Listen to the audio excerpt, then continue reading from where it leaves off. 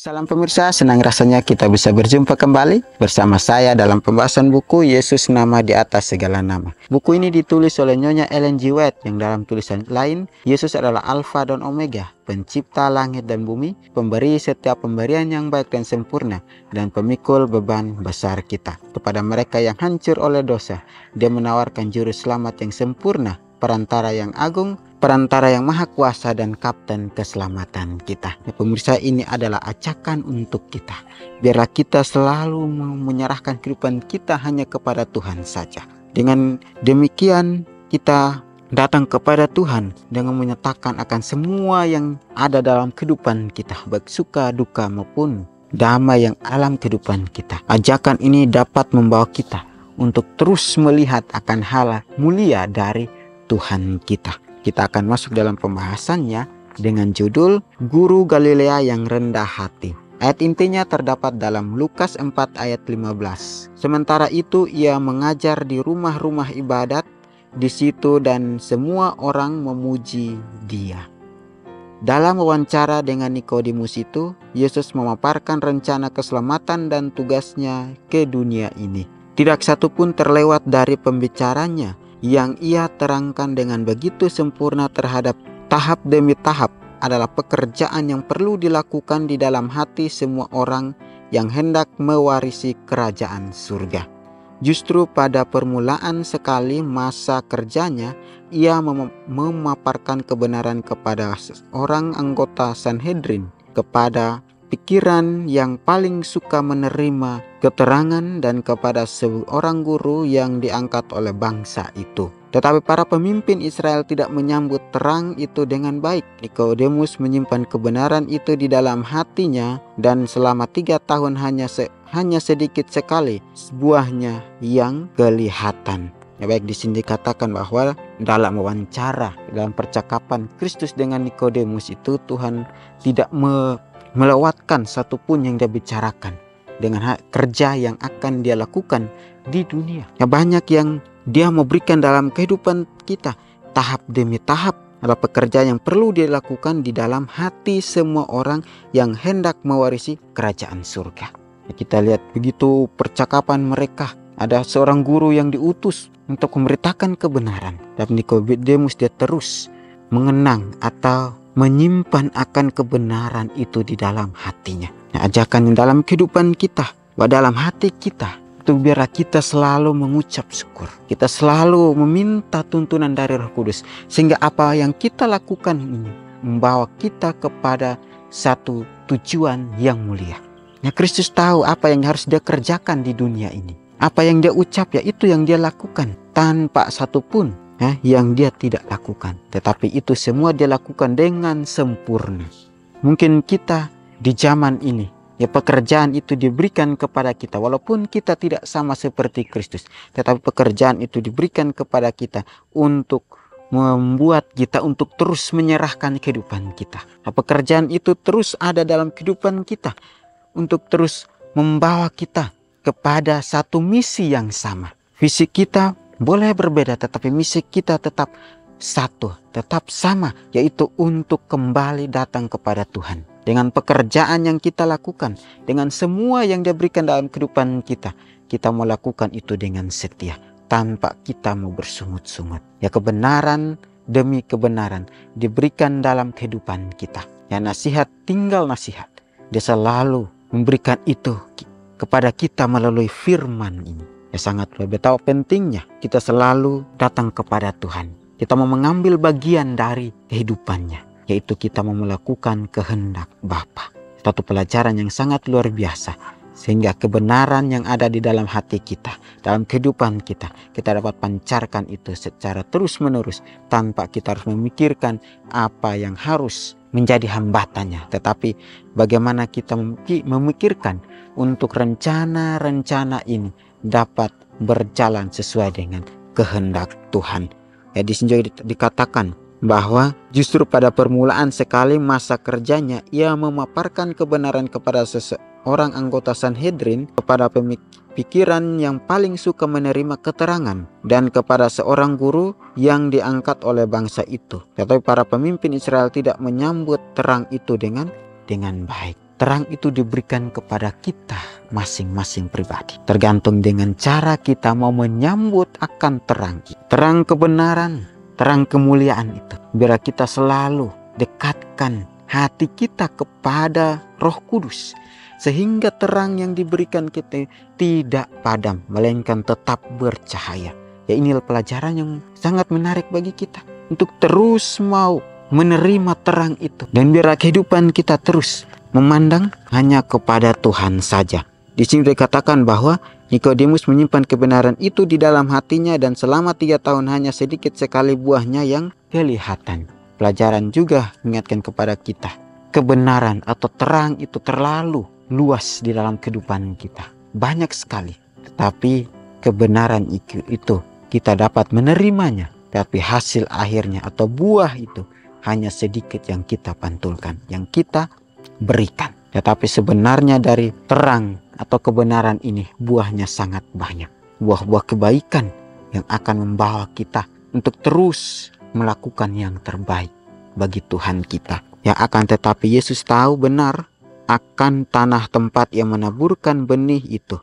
Perkataan yang diucapkan pada waktu malam kepada seorang pendengar di atas bukit yang sunyi itu tidak hilang. Seketika lamanya Nikodemus tidak mengakui Kristus secara terang-terangan, akan tetapi ia memperhatikan kehidupannya dan merenungkan segala pengajarannya. Dalam majelis Sanhedrin berulang-ulang ia menggagalkan maksud jahat imam-imam yang hendak membinasakan dia. Ketika pada akhir Yesus ditinggikan di salib, Nikodemus terkenang kepada pengajaran di atas bukit Zaitun dahulu. Dan sama seperti Musa meninggikan ular di padang gurun, demikian juga Anak Manusia harus ditinggikan, supaya setiap orang yang percaya kepadanya beroleh hidup yang kekal. Terang dari wawancara rahasia tersebut menerangi salib di Golgota itu. Dan Nikodemus melihat di dalam Yesus penebus dunia ini. Ya baik, di sini dikatakan sangat luar biasa. Kembali lagi Tuhan mengingatkan kepada kita bahwa akan tetapi Yesus tahu benar akan tanah tempat yang menaburkan benih itu. Kita ambil contoh di dalam kehidupan kita. Apa yang kita tabur, itulah yang kita tuai. Benih apa yang kita tabur saat ini, maka kita akan tuai itu di akhir zaman. Jika kita menabur benih kebaikan, buah-buah kebaikan itu, maka di akhir pun kita akan menerima hal kebaikan dari Kristus. Ya, inilah dimaksud Tuhan, penabur benih itu. Ya, kita lihat di sini dikatakan juga bahwa Musa meninggikan ular di padang gurun, demikian juga Anak Manusia harus ditinggikan supaya setiap orang yang percaya kepadanya beroleh hidup yang kekal. Kita lihat pada waktu Musa bersama para hambanya atau orang yang bersama dengan Musa itu, Musa membuat sebuah tiang sehingga menaruh ular di tiang itu, dan ular itu melilit merayap di atas kayu itu. Dan itulah Musa mengatakan bahwa lihatlah ular yang ada di kayu ini. Jika kita melihat ular ini, maka kalian sudah melihat Tuhan. Kalian sudah meninggikan Tuhan. Sama tadi di ayatnya, demikian juga Anak Manusia harus ditinggikan. Ini pelajarannya sangat luar biasa. Betapa pentingnya kita mau untuk melakukan segala sesuatu itu dalam kehidupan kita dengan mengandalkan Tuhan kita, dengan menyerahkan kehidupan kita kepada Tuhan, maka semuanya itu akan baik dalam kehidupan kita. Ya, Tuhan selalu memberikan Roh Kudus-Nya dalam kehidupan kita. Tuhan selalu memberikan hikmat, kuasa-Nya, sehingga kita bisa pakai itu dalam kehidupan kita. Dan biarlah dengan pelajaran ini kita dapat mengambil bagian di dalam kehidupan Dia, sehingga kita dapat menerima akan berkat kasih karunia dan terang yang Dia berikan dalam kehidupan kita. Jadi sini dikatakan juga terang dari wawancara rahasia tersebut menerangi salib di Golgota itu, dan Nikodemus melihat di dalam Yesus penebus dunia ini. Ini sangat luar biasa. Ketika Yesus disalibkan, Nikodemus melihat kembali pengajaran di Bukit Zaitun. Apa yang Yesus khotbahkan di situ, ia dapat menerima. Apa yang sudah ditulis di dalam kitab suci, maka itu yang kita praktekkan dan kita lakukan di dalam kehidupan kita setiap harinya. Ya, setelah Tuhan naik ke surga, tatkala murid-murid itu sudah dicerai-beraikan oleh aniaya, Nikodemus tampil ke depan dengan gagah berani ia menggunakan kekayaannya untuk menyokong jemaat yang masih bayi itu yang sudah diharapkan oleh orang Yahudi akan dihapuskan pada kematian Kristus. Pada masa berbahaya, ia yang telah bersikap berhati-hati dan ragu-ragu itu menjadi teguh seperti batu karang, meneguhkan iman murid-murid itu, serta menyediakan uang untuk memajukan pekerjaan Injil. Ia diolok-olok serta dianiaya oleh orang-orang yang dahulu telah menghormati dia. Ia menjadi miskin dalam harta benda dunia ini, namun ia tidak bimbang dalam iman yang berasal dari pertemuan malam dengan Yesus itu. Nikodemus menuturkan kepada Yesus cerita tentang wawancara itu, dan oleh pena Yohanes cerita itu ditulis untuk menjadi pelajaran bagi berjuta-juta orang. Kebenaran yang diajarkan dalamnya itu sama pentingnya sekarang sebagaimana pada malam hening yang di atas bukit yang penuh bayangan itu, ketika penghulu Yahudi itu datang hendak mempelajari jalan kehidupan dari guru Galilea yang rendah hati. Alfa dan Omega jilid 5 halaman 177-178. Sangat menarik. Di sini dikatakan bahwa pada masa bahaya ia yang telah bersikap berhati-hati dan ragu-ragu itu menjadi teguh seperti batu karang, meneguhkan iman murid-murid itu, serta menyediakan uang untuk memajukan pekerjaan Injil. Hidup kita ibarat kapal yang berlayar lintas laut, ombak dan badai. Kita mau melakukan sesuatu pekerjaan yang baik untuk memajukan pekerjaan Tuhan, tapi banyak yang datang untuk menggoncang kita. Banyak yang datang untuk menganiaya kita, bahkan diolok-olok. Tetapi dengan iman seperti batu karang yang teguh, kita tetap berdiri di atas batu karang itu. Kita tetap berdiri di atas prinsipnya Tuhan. Sehingga apapun yang datang untuk menghantui kita, kita tetap memiliki fondasi yang sangat luar biasa, yaitu fondasi kita bersama dengan Kristus. Batu yang sangat luar biasa, kita dikatakan batu karang yang teguh, itu seperti iman kita. Biar iman kita ini dapat teguh sama seperti batu karang ini. Karena di saat kita mau menjalani, jika iman kita teguh sama seperti batu karang ini, kita tidak akan diombang-ambingkan oleh keadaan atau pengaruh-pengaruh yang mudah menimpa dalam kehidupan kita. Tetapi dengan kita teguh, maka semua itu tidak akan sia-sia. Kita terus mau percaya kepada Tuhan kita, ya, dalam keadaan dunia yang sangat-sangat luar biasa.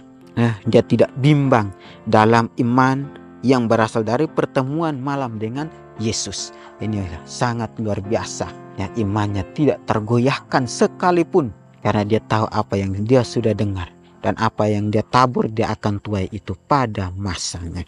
Ya, di sini juga dikatakan bahwa kebenaran yang diajarkan dalamnya itu sama pentingnya sekarang sebagaimana pada malam hening yang di atas bukit yang penuh bayangan itu. Ya, sangat luar biasa bahwa kebenaran yang diajarkannya dalam hal sama penting, ya, untuk kita lakukan di dalam kehidupan kita. Renungkan lebih dalam, dapatkah saya memimpin seorang langkah demi langkah dalam rencana keselamatan? Janji Tuhan akan berikan dalam kehidupan kita. Sebuah janji yang sangat luar biasa. Kita pun bisa membawa orang tahap demi tahap kepada Tuhan kita. Bukan dengan secara kita memaksa, tetapi dengan kita mau melakukan sesuatu yang baik. Dengan penyerahan kepada Tuhan kita. Dengan tingkah laku kita atau sikap kita yang dapat membuahkan hasil yang baik, maka orang itu melihat dalam kehidupan kita bahwa Tuhan selalu menyertai kita. Tuhan senantiasa bersama dengan kita, karena kita selalu memberikan buah-buah kebaikan. Ya, nasihat pelajaran yang sangat luar biasa bila kita selalu mengambil akan pelajaran demi pelajaran untuk kita pakai di dalam kehidupan kita. Kita akan berjumpa lagi di kesempatan yang berikutnya, dan Tuhan memberkati.